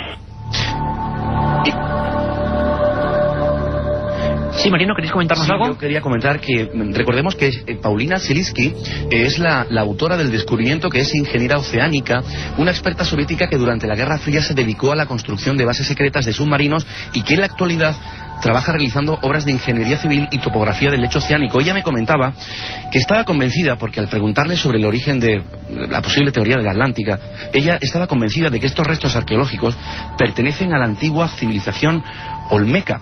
Los olmecas, como bien sabéis, y Nacho sobre todo, tienen un origen desconocido y por tanto muy antiguo. Todos los arqueólogos hablan de más de 3.500 años de antigüedad, y ella habla de Atlanticú, esto podría ser un sucedáneo de la Atlántida, como posible teoría de trabajo para explicar esta impresionante ciudad sumergida. Se habla incluso, Mariano, de hasta 6.000 años. Vamos a hacer una pequeña pausa. 6.000 años, construcciones submarinas, la voz de los científicos, la arqueología aquí presente, la investigación. Vamos a hacer una pequeña pausa, no os lo perdáis porque hay descubrimientos reveladores. Un viaje en busca del misterio. Milenio 3, en la SER. Si quieres viajar a lo desconocido, no dejes de leer El Archivo del Misterio de Iker Jiménez, los libros del tercer milenio. Colección El Archivo del Misterio de Iker Jiménez, publicado por Editorial Edad. Próximos títulos ya a la venta: La Sábana Santa de Carmen Porter, Casas Encantadas de Francisco Contreras, El Secreto de la Gran Pirámide de Manuel Delgado y Vampiros de Miguel Gómez Aracil. Milenio 3, con Iker Jiménez, en la cadena SER. 11 menos cuarto de la noche, sabéis que hay una segunda edición de 3 a 4 de Milenio 3 con un sinfín de cosas, e importante, hemos recibido, como siempre, un montón de mails, regalos, cómics, agradecimiento para todo el mundo, personas incluso que han recreado en dibujos maravillosas obras de arte, algunos casos de los que aquí hablamos. Todo eso le damos respuesta en la segunda hora, con un montón de cosas, ¿verdad, Carmen? Buenas noches, Iker. Pues sí, esta madrugada hablaremos con el investigador Cristian Rifo, que nos contará los últimos avistamientos ovni que se están produciendo en Chile y el ataque hace tan solo 2 días de un extraño ser que ha desangrado y mutilado a numerosas gallinas. Y como bien decía Iker, daremos buena cuenta de las preguntas que nuestros oyentes nos remitan a milenio3@cadenaser.com y las secciones, los viajes de Carlos Barroso, las leyendas urbanas de Katia Rocha, nuestro informativo y muchas más cosas. Muchas más cosas, un montón de información, además en Chile, noticias de última hora, y allí, desde la región séptima, donde las personas están uniéndose en batidas, escopeta en ristre contra un misterioso ser, según cuenta la prensa chilena, ahí vamos a tener a Cristian Rifo, corresponsal de este programa en Chile. Ahora continuamos con el misterio. Nacho Ores, autor de La Historia Perdida, lo tengo aquí entre las manos, El Archivo del Misterio, editorial EDAF, un libro impresionante. Tú ya cuentas en este libro, dejas entrever algunas cosas. 2 preguntas primero, Nacho. 6.000 años, ¿es posible? Y la segunda, Luis Mariano nos hablaba de símbolos parecidos a los del antiguo Egipto, y tú hablas de egipcios en América, precisamente, o restos de ellos o indicios. Sí, la verdad es que quizás el problema cronológico... Pura herejía, por cierto, pura herejía, pura ¿no? herejía, efectivamente, como bien dice Iker. El problema cronológico en muchos casos, quizás a algunos investigadores les hace pensar en descubrimientos como este, en la posibilidad de la existencia de la Atlántida. Hay que pensar que el único testimonio que nosotros contamos de la existencia de este mítico continente es a través de Platón, de los diálogos del Critias y del Timeo, en donde habla una serie de alusiones bastante mínimas de este continente, y nos da a entender, por lo menos desde mi punto de vista, que si bien es cierto, no podemos creer en la existencia de un continente mítico, de un continente súper avanzado, tal y como muchos han querido pensar, sí que algo debió de haber en los griegos del siglo V a.C., algo que les hacía recordar a una civilización, a una cultura, para ellos hay que pensar que Platón, como digo, es del siglo V a.C., algo avanzado, algo muy avanzado para lo que sería la mentalidad de un griego de esta época. Y como él comentaba en alguno de los pasajes del Critias y Timeo, que esta civilización mítica se encontraba más allá de las columnas de Hércules, posiblemente lo que es hoy el estrecho de Gibraltar. Muchos han localizado la existencia de la Atlántida en algún lugar del océano Atlántico, ¿no? A finales de los años 60, cuando apareció las ruinas muy parecidas a las que hoy aparecen en Cuba, en Bimini, en las Bahamas, un poco más al norte, cerca de Florida, algunos apuntaron la posibilidad de que estos fueran restos de la Atlántida, ¿no?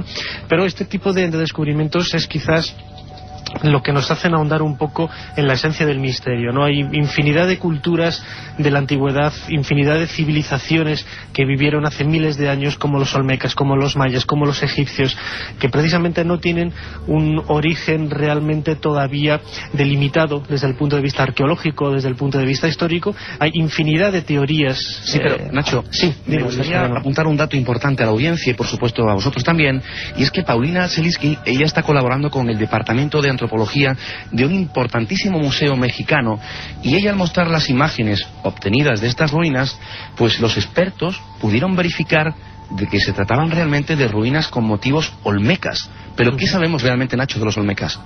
Pues muy poco, la verdad es que es muy poco. O sea, no solamente de los olmecas, sino también de los mayas, aztecas. Son una serie de culturas que aparecen en una época problemática hace 2000, 3000 años en todo lo que es la región mesoamericana, y cuyo origen, al estar solapadas unas encima de otras, es muy difícil de entrever, ¿no?, de conocer. También quería comentar que, por ejemplo, cuando la primera vez que tuve noticia de la existencia de esta ciudad mega, tal y como han hablado los investigadores, me vino a la memoria el descubrimiento también de otras ciudades, de otros casos, ¿no? Un momento, Nacho, solo porque hay dos casos interesantísimos que tú tienes y que recoges en tus investigaciones y en los libros que estamos comentando, pero antes me gustaría, para que la gente vea cómo se siente una científica de este calibre, Paulina Kaniski, en el momento en que ve esas ruinas, en el momento en que baja y observa algo que nunca en su vida había visto. Frente a frente la ciencia con lo desconocido. Cuando pensaban que solo había arena, arenisca, se encuentran con lo siguiente. Vamos a escuchar a Paulina Kaniski. Hay unas estructuras gigantescas, construidas de piedras muy largas, muy grandes, de formas geométricas perfectas, como si fueran cortadas, y instaladas una sobre otra, con una perfección que yo creo que día hoy no podemos hacerlo. Una perfección con la que hoy creen que no podemos hacerlo. Nacho, ¿queréis apuntar algo? Sí, antes quería comentar un detalle bastante curioso. A finales de los años 80, comienzos de los 90, aparece al sur de Japón la presencia de una ciudad también de características similares, ¿no?, en Yonaguni, muy cerquita de Okinawa, este archipiélago del sur de Japón. En aquel caso eran plataformas piramidales, grandes esplanadas, grandes, también había la posibilidad, los investigadores japoneses decían, de la existencia de grandes avenidas, etcétera, ¿no? Pero quizás la virtud de este nuevo descubrimiento en Cuba, lo que desde mi punto de vista lo hace muchísimo más interesante de lo de Yonaguni, es precisamente, como comentaba ahora la oceanógrafa, la existencia de bloques individuales, es decir, pequeños, entre comillas, bloques de varias toneladas de peso, de entre 2 y 5 metros, algo que no sucedía en aquel descubrimiento en Japón, ¿no?, donde los geólogos demostraron al final que era una especie de estructura de placas originado de forma natural por la erosión producida, bueno, pues el agua, las esponjas, corales, etcétera, ¿no?, y que, entre comillas, había dado la casualidad de generar ese tipo de aparentes avenidas, aparentes monumentos piramidales. Sin embargo, la existencia de bloques individuales es quizás lo que le da ese matiz más humano, ese matiz humano, ese elemento humano, que es quizás lo que le hace, desde mi punto de vista, sin haber visto todavía las imágenes ni fotografías, también quería recalcarlo, el detalle de dar más importancia a este nuevo hallazgo. Luis Mariano, una cosa importante, tú que has tenido la oportunidad, no sé si hemos visto alguna de las imágenes, tú has visto toda esa filmación auténticamente privilegiada, ¿qué es lo que más te llama la atención de toda la grabación? Porque es un robot muy especial el que tiene que bajar, es una presión pues casi infinita la que se soporta esas dimensiones del abismo, pero ¿tú percibes que eso está hecho por humanos en un tiempo remoto? Es decir, ¿no te cabe la menor duda de que eso es una construcción hecha con la mentalidad de un ser humano? Es decir, nos hablan, y recojo las noticias que han enviado varias agencias, parece que algunas de las estructuras, y ahora es muy importante, Nacho, también lo que tú comentes, tenían un origen, o les da la impresión a estos científicos, y veamos el calibre de lo que esto supone, de que eran una especie de observatorios o habitaciones en forma de cruz, tipo ritual o tipo religioso, de alguna religiosidad que igual ya no existe o no conocemos. Luis, ¿qué es lo que más te impresiona a ti de toda esa filmación? ¿Realmente se perciben tantos detalles? Sin lugar a duda, Iker, es que las imágenes se pueden apreciar perfectamente que se trata de una ciudad con sus calles, avenidas, a pesar de que estamos hablando de una profundidad importante de entre 600 y 3000 metros, pero la calidad de imagen es transparente y diáfana, clara, y lo extraño de los símbolos, los dibujos en la roca, en esos monolitos. Incluso se pueden ver habitaciones, cómo esa cámara submarina se mete dentro de una habitación, cómo se ve claramente en esa habitación que hay una ventana, curiosamente en forma de triángulo o pirámide. Es decir, podemos ver en esas filmaciones, más o menos yo tengo una hora de esa filmación, en la que se puede ver claramente que estamos hablando de los restos de una ciudad, pero sin lugar a la duda. Y esos símbolos, como hemos hablado de jeroglíficos, ¿podríamos precisar algo más? Figuras humanoides acompañadas de letras. ¿Se puede percibir algo? ¿Algún criptógrafo, algún especialista en paleografía ha intentado descifrar eso por el momento? Porque lo que nos extraña, Luis, tú acabas de llegar de Cuba, es la poca repercusión informativa de un hallazgo de este tipo en Europa. Nos llama mucho la atención. Así es, y podemos decir también que, Iker, que la mayoría de las grandes cadenas de televisión están a la espera de que les faciliten este material sin precedentes, las imágenes submarinas, que ningún medio de comunicación, repito, pues posee, ¿no? Lo que sí te puedo decir, y además es otro dato importante para Nacho, es que Paulina Selitsky me enseñó en su domicilio una fotografía de este importante museo mexicano en la que se ven figuras, bustos, por decirlo de alguna manera, con ese tocado egipcio. Es decir, estamos hablando de figuras como parecidas a la esfinge que hay en Gizeh. Tremendo, con un tocado egipcio. Pero totalmente. Nacho, ¿esto cómo se puede ahí, explicar? por ejemplo, hay un investigador, no recuerdo de qué nacionalidad tiene, Gerazboy, que tiene varias publicaciones, además, curiosamente, relacionando la posible conexión histórica entre los olmecas y los antiguos egipcios.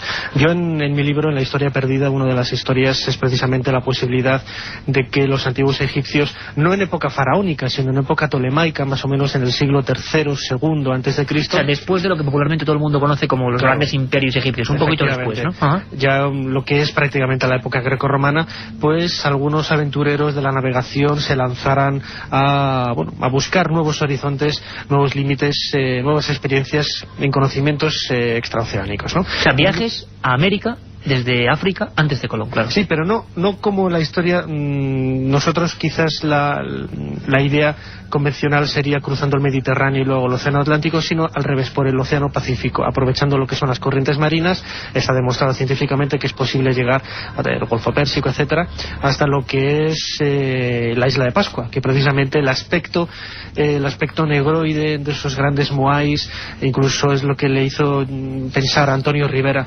flamante investigador ufológico, desgraciadamente fallecido hace poquitos años, pensar, como digo, en la posibilidad de que estos moais tuvieran quizás reminiscencias egipcias. De esos viajes en la antigüedad. Hay una cosa muy importante, y es que Luis Mariano pudo hablar con Manuel Iturralde, ese prestigioso geólogo. Pido, por favor, atención, porque Mariano sacaba ese corte casi el momento de las investigaciones, ¿verdad, Luis? Efectivamente. Es un sonido un poco defectuoso quizás, pero es el momento de la investigación. Nos gustaría que escucharais muy brevemente cómo se encuentra este geólogo con aquel misterio. Es verdad que hay ahí una estructura en el fondo del mar, que a veces tienen dimensiones de varias cientos de metros, que son bien inusuales. O sea, nosotros no tenemos una explicación sencilla, directa de esta estructura. No tenemos una explicación sencilla y directa de estas estructuras, lo dice a nivel geológico, evidentemente.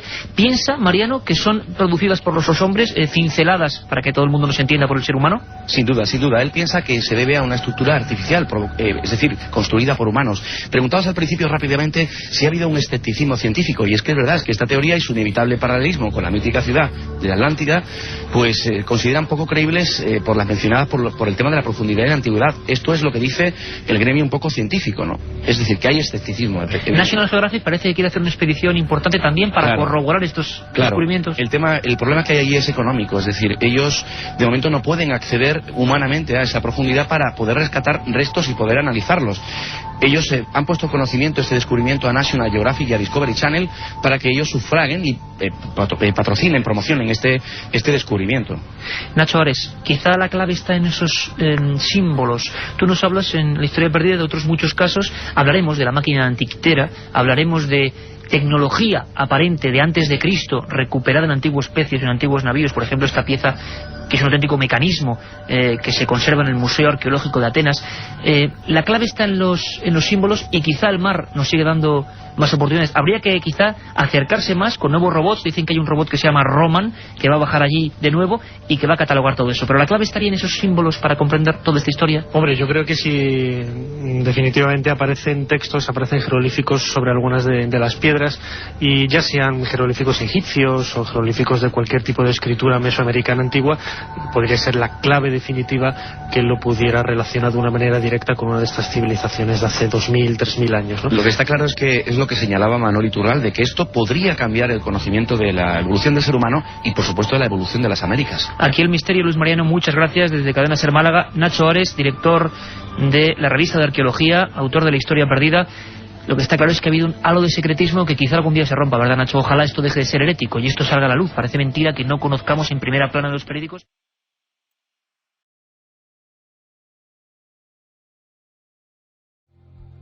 Esta noche resolvemos, o quizá ponemos más enigmas en una historia que se ha convertido en leyenda urbana. En este tiempo de la red, ha recorrido el mundo, silenciosamente. Seguro que muchos de los que estáis ahí habéis oído hablar de los sonidos del infierno. Si no me equivoco, hasta en alguna ocasión lejana ya en Milenio 3 tratamos este asunto. Pero creo que yo nunca los había escuchado. Esta noche vamos a poner varias veces esa grabación. ¿Qué cuenta la historia? ¿Qué cuenta la leyenda? ¿Qué dicen algunos que es la realidad? Pues que más o menos a final de los años 80, repito, esto es lo que se cuenta y se dice, y esta noche conocemos la verdad. Un periódico finlandés, de nombre impronunciable, Amenunsatia, un grupo de geólogos, una profundidad, repito los datos que se han difundido, y además es curioso porque esta historia es sobrecogedora como el sonido que la protagoniza. Esta historia, en diversas épocas, 1995, 2000, 2004 y noviembre del 2008, vuelve a surgir en los teletipos. Y uno no sabe por qué. Estas noticias vienen y van, como el Guadiana. ¿Quién las vuelve a impulsar? Sonidos del infierno. Desde luego, si el infierno existe y suena, tiene que ser muy parecido. Cuando uno visualiza un cuadro, por ejemplo, de los terrores y martirios del Bosco, le podría una banda sonora como la que vamos a escuchar. Cuenta la historia que un grupo de geólogos en Siberia, cuenta la historia, repito, profundizan a 14,4 kilómetros. El torno giratorio, la gran perforadora, de repente encuentra una especie de hueco o por lo menos empieza a rotar con mayor velocidad. Esa noticia que se ha difundido como la pólvora por internet y se ha quedado ya pues como una costra de verdad para muchos, dice que en ese espacio se alcanzan 1100 grados centígrados. Un tal doctor Azakov, al frente de las operaciones, aseguraba a ese periódico finlandés a final de los 80 que es tan sorprendente lo que hemos escuchado que estamos francamente preocupados. El doctor Azakov insistía, se trata, decía el rotativo, de voces humanas, gritando de dolor, miles de voces y otras chillando en segundo plano. Al final concluía con: la mitad de nuestro equipo de geólogos, después de aquellos sonidos, se dio de baja. Y las preguntas que rodean esta historia son lógicas. ¿Fraude periodístico? ¿Leyenda urbana? ¿Hay algo de verdad? Al parecer esto ocurría en la pura Unión Soviética.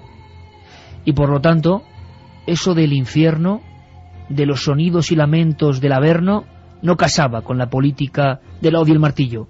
De inmediato, según el rotativo finlandés, todo el equipo recibió una orden de silencio. Decía el Papa Juan Pablo II, poco antes de morir, que el infierno no era un lugar, sino un estado del alma. Al parecer, este equipo de científicos había logrado llegar hasta algún lugar donde sonaba algo. Algo que vais a escuchar en la cadena SER a la 1:15 de la noche.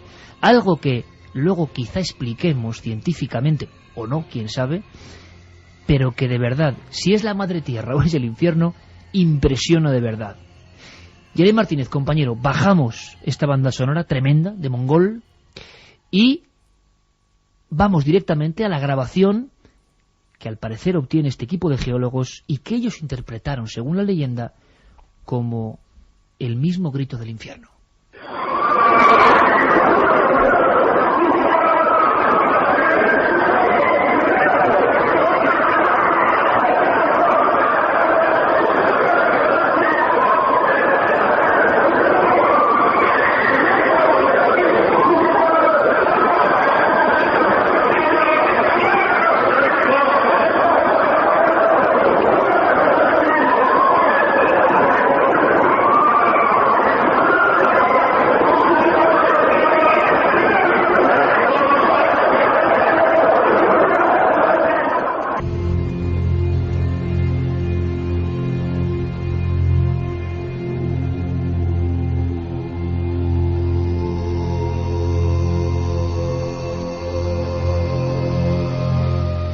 Pues impresiona, impresiona. ¿Qué es esto?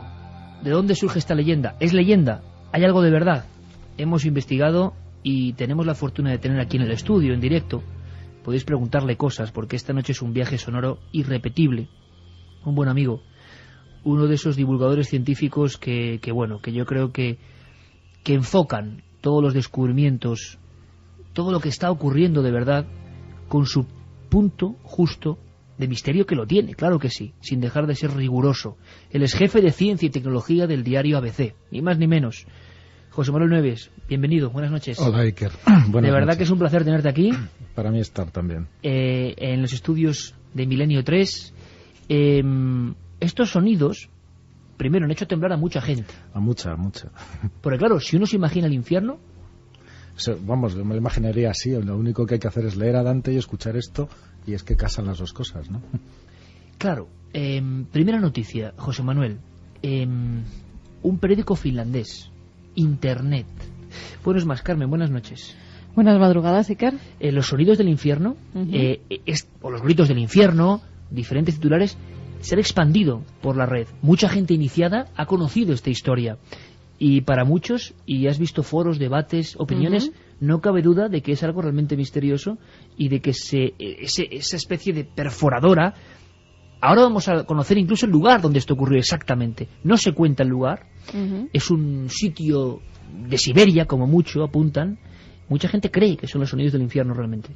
Mucha gente cree que son los sonidos del infierno, e incluso se ha llegado a decir que pueden ser los del purgatorio, por esos lamentos antes de bajar, ¿no?, a las profundidades del infierno. También hay gente que lo toma como una leyenda urbana, que cree que esto nunca se produjo, que esa excavación no ha existido, que realmente no se introdujo un micrófono en las entrañas de la Tierra y que es todo una edición por parte de una radio, por parte de alguien que ha querido gastar una broma y hacer creer a toda la gente que realmente se han grabado los sonidos de ese infierno. José Manuel Nieves,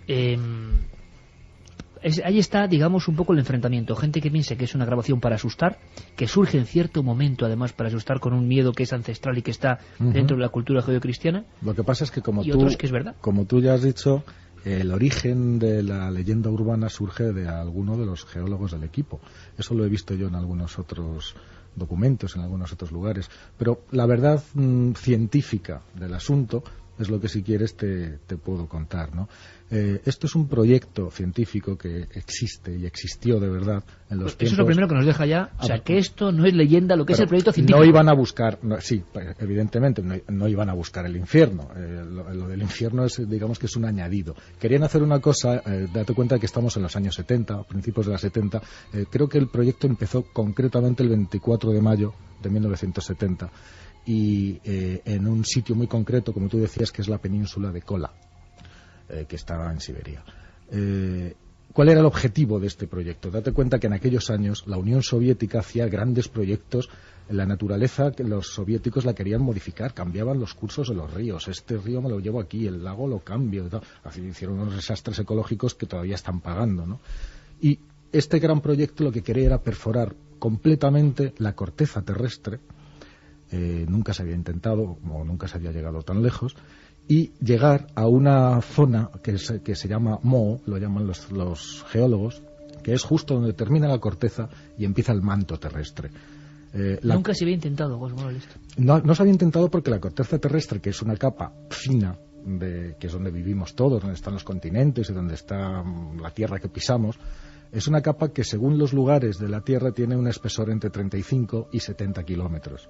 Y después llega el manto, que el manto es una roca mucho más sólida, mucho más dura, y eso ya tiene varios miles de kilómetros de profundidad hasta el centro de la Tierra, ¿no? Desde la superficie hasta el centro son unos 6.000 kilómetros de profundidad hasta el centro de la Tierra, ¿no? Pero bien, evidentemente, para hacer una perforación como mínimo de 35 kilómetros, y aquí en Kola esa era la profundidad a la que se quería llegar, pues unas obras de ingeniería que no te puedes imaginar.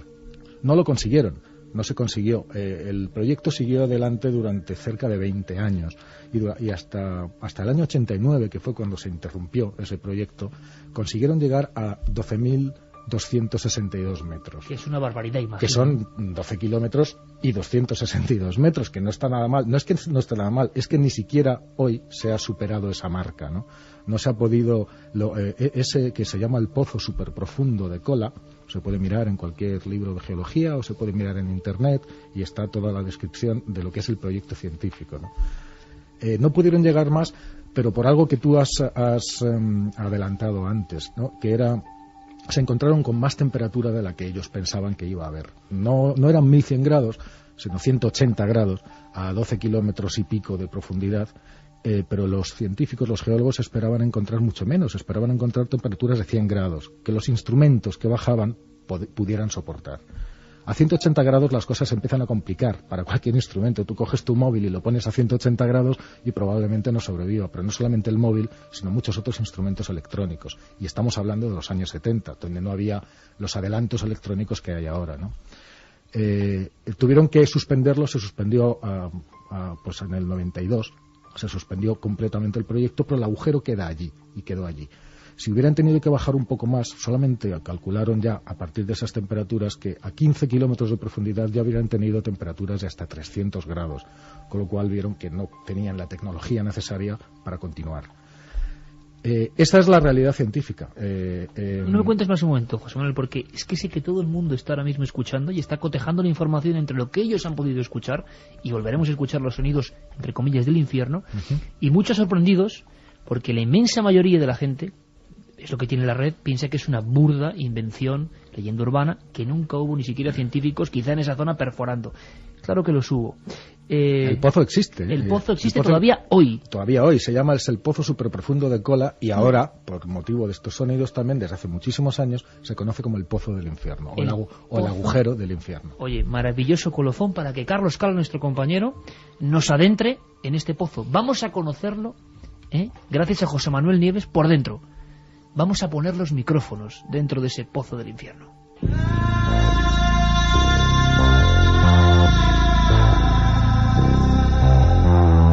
Esta noche viajamos a las profundidades, a un lugar inexplorado, a un mundo oscuro del que se cuentan mitos y leyendas y que siempre han ejercido una gran fascinación en el hombre.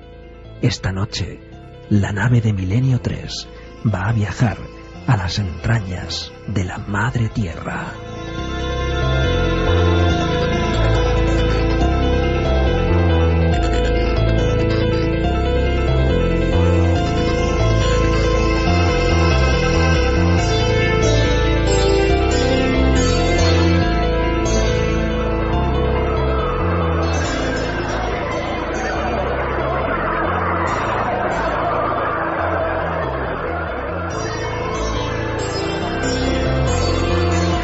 Pueden estar presentes esos sonidos. Juan G. Vallejo, buenas noches. Buenas noches, Iker. Santiago Camacho, buenas noches. Buenas noches, Iker. Quiero además, porque vosotros no habéis escuchado algunos sonidos que esta noche van a ir surgiendo. Esta es una noche de sonidos, una noche, yo creo que más interesante incluso que cualquier noche de psicofonías, porque estos serían las psicofonías, entre comillas, científicas, los sonidos de la verdad, de la realidad, de esta vida que compartimos, del espacio, de la tierra, de la profundidad.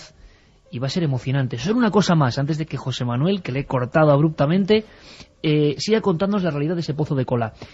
José Manuel hizo un libro que, os lo aseguro, no tiene que ver con estos sonidos, no es el motivo, pero ahora mismo lo estoy recordando, y es un libro que yo estoy ahora leyendo, estoy empapándome de él, porque es la ciencia tratada con verdadera incógnita, con lo que está ocurriendo, con las discusiones que hay, temas maravillosos.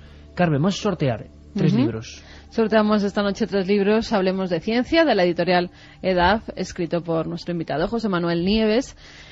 Entre todos los participantes, todos los que hagan sus preguntas o nos den sus comentarios, en 2 vías de contacto, como siempre, Milenio 3 con número @cadenaser.com o 7640, palabra clave Milenio, espacio y vuestros mensajes. Fíjate, Iker, buscando por la red ese super agujero, hay hasta sellos de lo que fue el pozo de Kola. Ahí lo tenemos, en la península de Kola, para aquel que lo quiera consultar. Una cosa más, hemos preguntado a otro científico y gran amigo, el topógrafo del Consejo Superior de Investigaciones Científicas, José Luis Balbuena, sobre estos pozos profundos. ¿Qué se está haciendo ahora?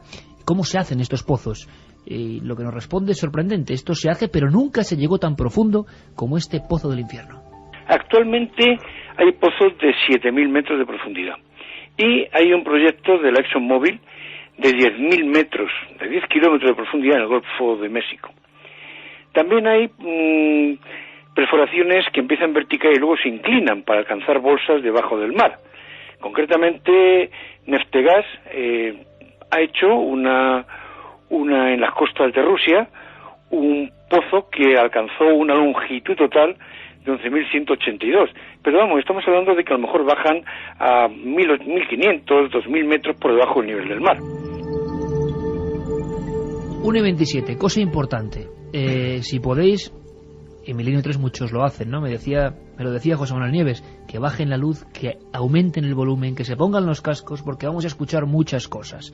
Y de momento tenemos que estos pozos son una realidad, que no es ciencia ficción, que la gente confunde muchas veces, que ese superpozo de Kola o pozo del infierno existe y se trabajó en él durante 20 años. Y una cosa más, antes de saber qué ocurre, José Manuel, ¿hay alguna relación entre el tal doctor Azakov, lo que publicaba esa página volandera de un periódico finlandés, lo que ha dado motivo a que esto salte a la red como sonido del infierno, y la verdad de aquel equipo? Claro, cuando esto sucedió, evidentemente la red todavía no estaba. ¿no? Había otras redes, ¿no?, que funcionaban probablemente igual de bien, pero no eran accesibles para todo el mundo. Entonces, el proyecto científico se terminó, como te decía antes, se terminó en el año 92 porque mecánicamente no se podía llegar más abajo. Incluso, ya te digo que ni siquiera con los medios actuales, y nos lo ha corroborado ahora mismo, no se ha conseguido llegar a esa profundidad. Pero surgió una segunda alternativa, que es esta que tú comentabas al principio. Este doctor y otros geólogos empezaron a contar otra historia. A periódicos, a este finlandés, pero no solamente, había algún periódico alemán, periódicos rusos. Lo que pasa que los periódicos rusos, les dicen, hemos encontrado el infierno. Dice, pero eso no sé, imagínate, en plena Unión Soviética, con el ateísmo de Estado, pues eso nunca salía a la luz, ¿no? Entonces, los países de la órbita soviética, donde sí se podían decir más cosas, empezaron a salir estos artículos, pero alimentados por algunos de los propios miembros del equipo o de los equipos, porque durante 20 años trabajaron muchos equipos de geólogos, y claro, como en botica, pues allí habría de todo, ¿no? Habría gente seria, gente menos seria, gente con todo tipo de intereses, ¿no? El caso es que esto se difundió, esto se empezó a difundir y estos sonidos empezaron a difundirse, cruzaron Europa, cruzaron el charco y se fueron a Estados Unidos, y allí fue donde mayor difusión se les dio, a caballo precisamente pues de estas organizaciones religiosas, de fundamentalismos religiosos, de telepredicadores. ¿Por qué? ¿Qué decían? ¿Qué defendían? Pues defendían directamente que esta era la prueba científica, la única o la mejor de las pruebas científicas de que el infierno existía. Pero el origen de la leyenda urbana, a partir de este proyecto científico que efectivamente se hizo y con unos resultados muy serios y con una tecnología, ya te digo, insuperada, o que no ha podido ser superada hasta el momento, todo eso existió, pero del propio núcleo de los científicos surgió esta historia alternativa que fue la que tuvo eco. Que si es verdad o no es verdad... Primero, José Manuel, ¿por qué se grabó? Es decir, cuando se perfora, ¿por qué se graba? Se graba también porque, mira, por ejemplo, hay ahora mismo, 30 o 40 años después, los japoneses están haciendo unas cosas muy parecidas. Es decir, están utilizando sonidos, están metiendo micrófonos debajo de tierra para saber si es identificable, por ejemplo, cómo suena aquello, si es identificable y si se puede predecir un terremoto por los sonidos que hace la Tierra, ¿no? O sea, el sonido nos aporta muchísima información, tanto en la Tierra como fuera de la Tierra, en el espacio. Hay muchísimas informaciones, esto no lo sabe mucha gente, pero no solamente son las imágenes que nos llegan de los telescopios espaciales, sino también los sonidos. Al final son ondas de radio. Y todas las radioondas, sea en forma de sonido o en forma de luz, pertenecen al mismo tipo de cosas. Entonces nosotros hay una parte, un trocito de esas frecuencias que podemos percibir con los oídos y otro trocito que podemos percibir con la vista. Y trocitos que no podemos percibir ni con el oído ni con la vista, pero que para eso hemos inventado máquinas, para que perciban allí donde nosotros no podemos, ¿no? Entonces los sonidos son un instrumento científico desde siempre. Que se haya metido o no un micrófono dentro del pozo superprofundo de Kola, yo es algo que no lo puedo saber.